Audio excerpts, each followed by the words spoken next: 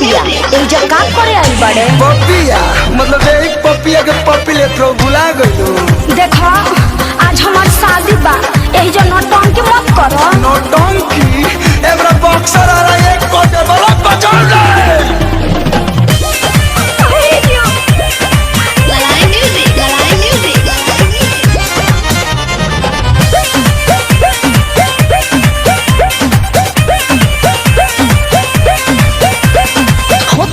शादी का चाहेला बराबादी जान जाए पिया बता जिया ते मुआदी।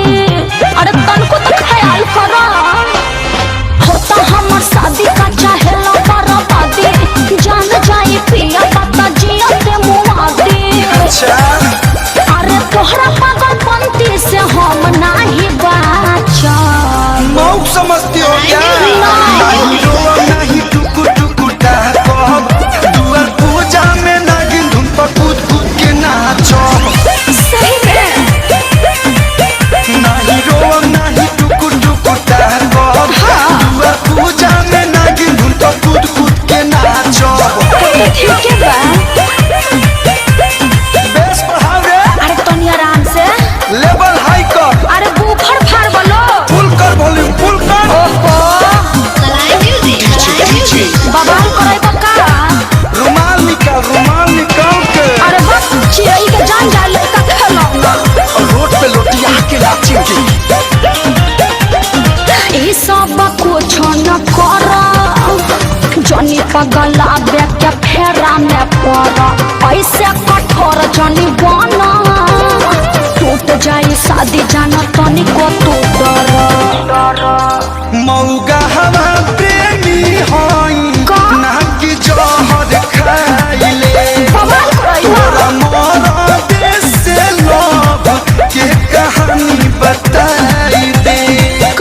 अरे जाए ना ससुर बाभी दिल में तो है राखो। अरे तो भतार वजह से डिलीट कर दी तब नहीं रो नहीं टुकु टुकु डाको दुआर पूजा में नागिन धुन पर कूद कूद के नाचो। आराम से तनी नहीं रो नहीं टुकु टुकु डाको दुआर पूजा में नागिन धुन पर कूद कूद के नाचो। अरे नाची के बता नाची हो लेकिन कौन मत खोल दी हो।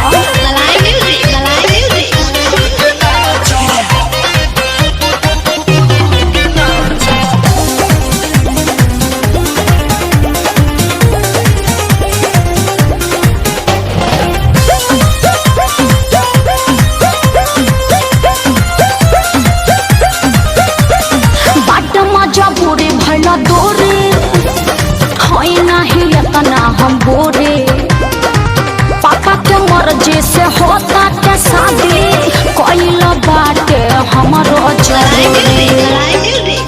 ढेर दिन मीठी बोलिया पा तोर कलुआ आइल रे। अच्छा बाकी ये है बेरा सांचो में बाबू बौराइल रे। नहीं हरा के फेरू तो के कोरबा में साटो। I don't like this बासी मार। नहीं रो नहीं टुकु टुकु डाको दुआर पूजा में नागिन धुन पर कूद